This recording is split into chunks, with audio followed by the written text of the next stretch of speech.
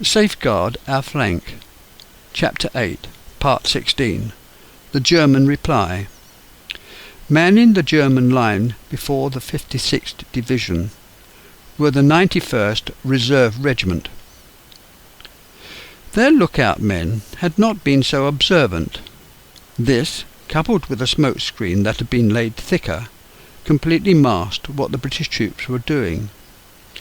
This slow reaction meant the Germans took longer to man their trenches and erect their machine guns, allowing the 56th Division to make particularly good progress.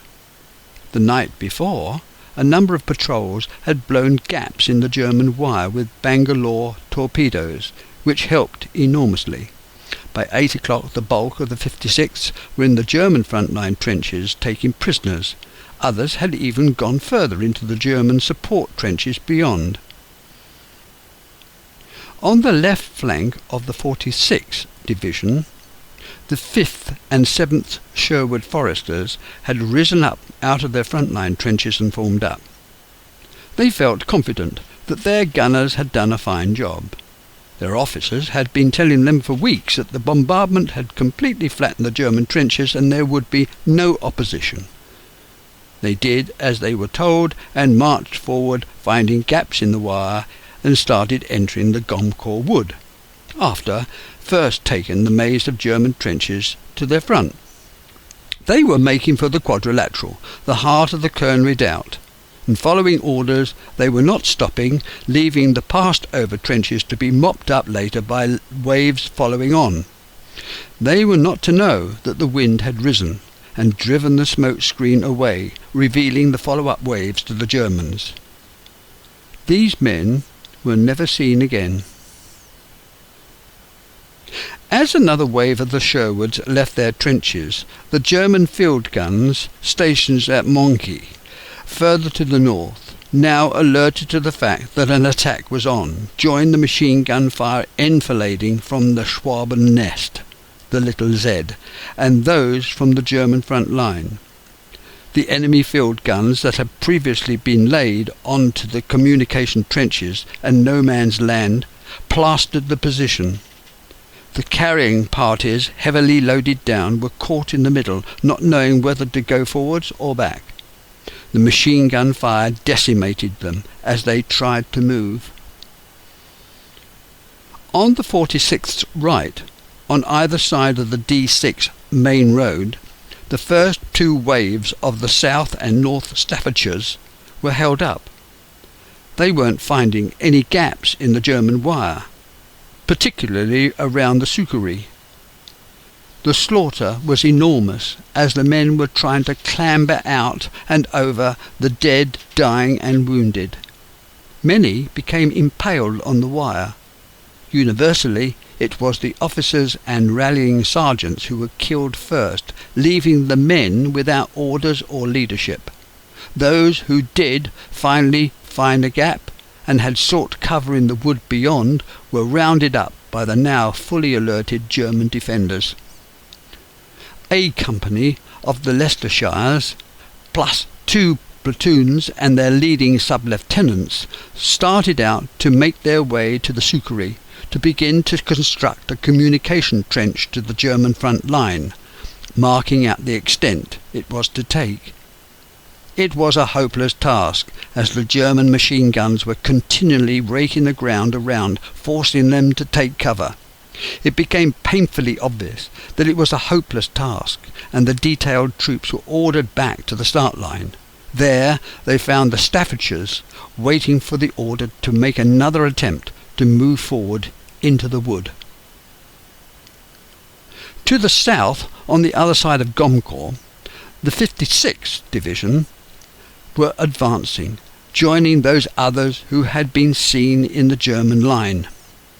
The German artillery now took up the challenge.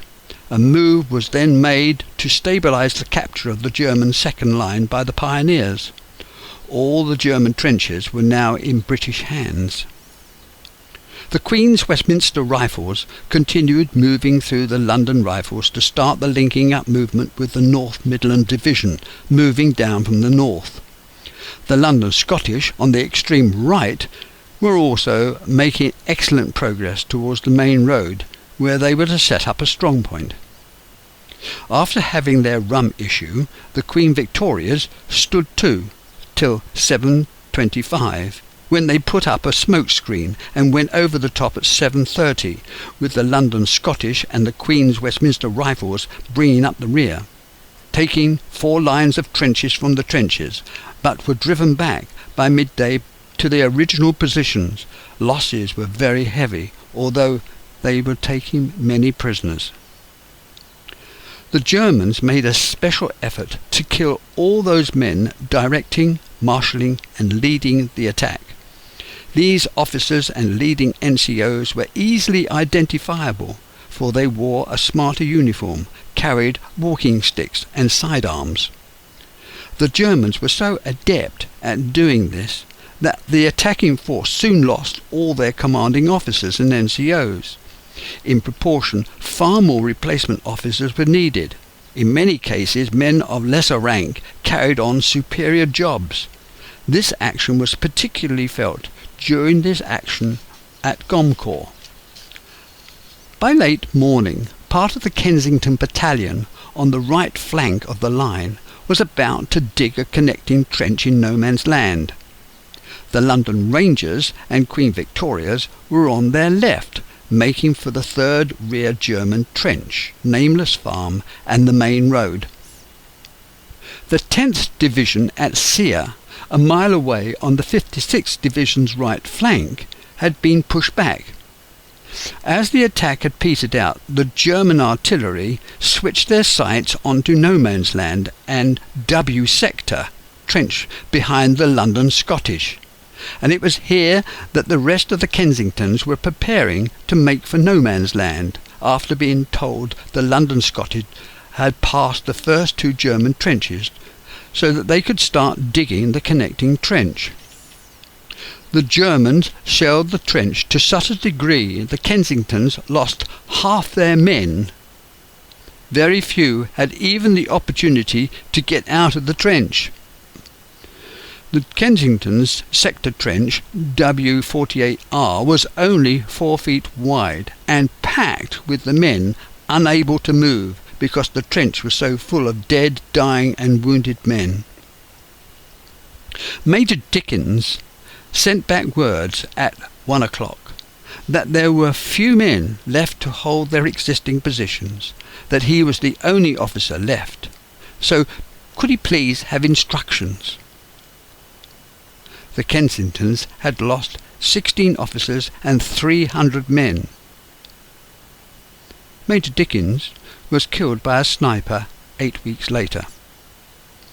To the north things were going from bad to worse.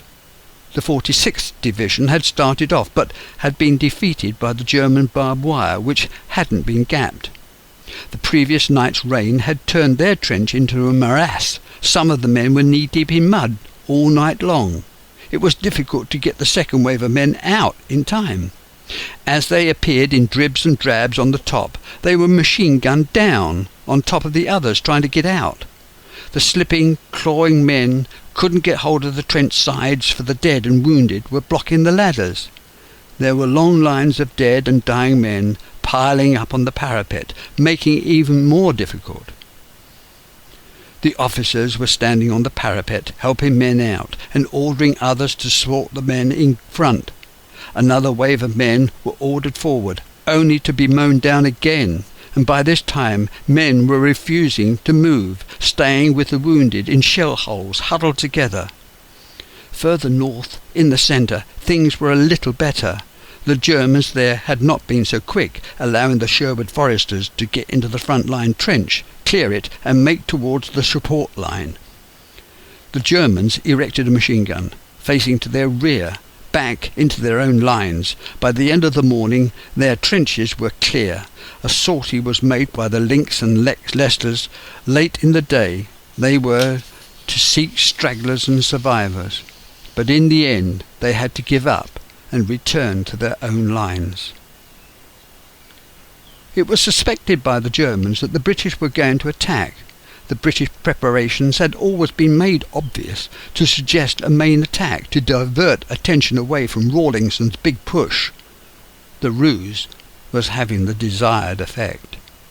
The 91st German Reserve Regiment on the north side of Gommecourt Park had the luck to find the smoke screen patchy at best and non-existent in others. They were rightly alarmed and, using their practised preparations, manned their front line and prepared for hostilities. The Germans easily repelled the invaders, gunning down the waves of troops coming towards them. The North Midlanders were not a serious threat, even though many limited assaults were made throughout the day. Those who had made it faced immediate expulsion. Conditions in the trenches on the 46th Division's front were horrific. The German field guns had bracketed the area, and the trench was full of the dead and dying. Those who were still active were crouching down, too exhausted to make any move. At 3:30, the British artillery resumed their bombardment to prepare the way for a renewed attack. Major General Wortley came forward to see that the orders were carried out. The Sherwood Foresters started out again, adopting the same tactics. On their right they expected to see the Staffordshires, but they had refused to move and were not accompanying them. They were on their own. The order was given once again to return to the old front line. The attack had been a failure. By 4 o'clock all that was left of the Staffordshires were ordered back out of line, and the 5th Leicestershires took over. On their left, the 5th Lincolnshires did a similar job, relieving the Sherwood Foresters. On the London Division's front, it was a different story. The smoke screen had been efficiently laid by the Royal Engineers and did all that it was supposed to do. The London Rifles, the Queen Victorias, the Irish Rangers and the London Scottish had all penetrated into the German lines, helped by the bombardment and smokescreen. The Westminsters had worked their way through the Rifles and Victorias into the German Third Trench, and the Kensingtons followed on after the London Scottish. All found the smokescreen almost impenetrable, having been laid so thickly that some of the forward British troops became lost and disorientated.